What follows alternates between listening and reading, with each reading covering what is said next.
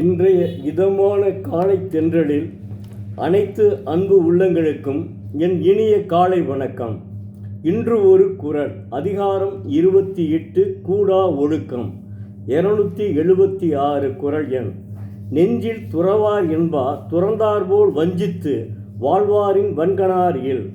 தெய்வப்புலவர் திருவள்ளுவர் நெஞ்சால் பற்று அறாது வைத்து பற்று அற்றார் போன்று தானும் செய்வாரை வஞ்சித்து வாழுபவர் போல் வன்கண்மையுடையார் உலகத்து இல்லை என்கிறார். அதாவது நெஞ்சிலே பற்று அறாது தவக்கோலம் பூண்டு துறவிகளைப் போலேயே இருந்து உலகத்தை வஞ்சித்து தீமை செய்பவர்கள் அதாவது இல்லறத்தாருக்கு ஒரு ஒரு துன்பத்தை தருகிறார்கள். அந்த துன்பத்தால் அவர்களுக்கு குற்றமுடையவர்களாக ஆகிறார்கள். அடுத்து போலியாக, அதாவது ஒருபுறம் இல்லறத்தார் ஏமாற்று குற்றத்தை ஆளாகிறார்கள், ஒருபுறம் குற்றவாளிகளாக இருந்தும் அவர்கள் அரசிடம் தப்பித்துக் கொள்கிறார்கள், மன்னவனிடம் தப்பித்துக் கொள்கிறார்கள். அது ஒரு குற்றம். அடுத்து இவர்கள் தங்களுக்கு உரிமை இல்லாத, அதாவது இவர்கள் ஆக்சுவலாக போலி சாமியார்கள், தவக்கோலம் பூண்டவர்கள் அல்ல. அதனால் தவக்கோலம் பூண்டவர்களுக்கு என்ன கொடுக்கிறார்களோ மரியாதை, அந்த மரியாதையை அவர் ஏற்றுக்கொண்டு ஏமாற்றுகிறான் மக்களை. இத்தகைய கொடிய வஞ்சித்துவனை உலகத்தில் நிச்சயமாக இதைவிட மோசமானவன் நிச்சயமாக இருக்க முடியாது என்கிறார் தெய்வப்புலவர் திருவள்ளுவர். உண்மைதானுங்க. இவன் என்ன செய்கிறான்? ஒன்றும் இல்லை, அதாவது என்ன செய்கிறான்? உலகத்தையே வஞ்சிக்கிறான், இல்லறத்தார் ஏமாற்றுகிறான்.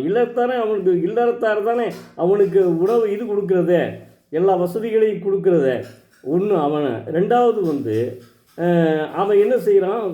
ஏமாற்றுகிறான். அதாவது அந்த போலித்தனத்தால் அரசையே ஏமாற்றுகிறான். அது ஒரு குற்றம். அடுத்து என்னென்னா, இவன்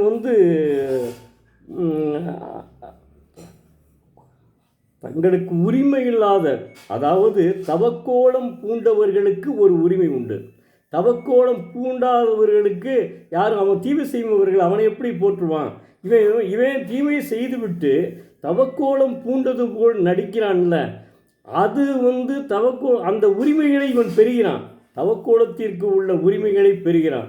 இத்தகைய குற்றத்திற்கு ஆளானவர்களை, வஞ்சித்தவர்களை, உலகத்தையே வஞ்சித்தவர்களை எப்படி உலகத்திலே இவனை விட மோசமானவர்கள் யார் இருக்க முடியும்?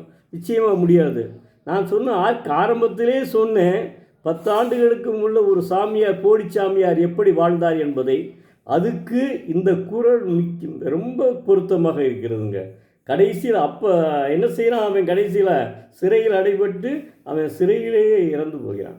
அதுதான் அற்புதமான குறள். மாணவ செல்வங்களே, தினந்தோறும் ஒரு குறளை படியுங்கள், அதன்படி வாழ்க்கையில் கடைப்பிடியுங்கள், ஒழுக்க நெறிமுறைகளையும் கடைப்பிடியுங்கள், ஒழுக்கத்தையும் கடைப்பிடியுங்கள், படிப்பிலும் கவனத்தை செலுத்துங்கள். நிச்சயம் நீங்கள் உங்கள் வாழ்வில் வெற்றி அடைவீர்கள்.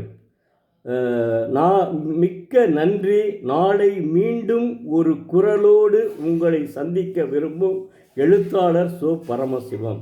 நன்றி, வணக்கம்.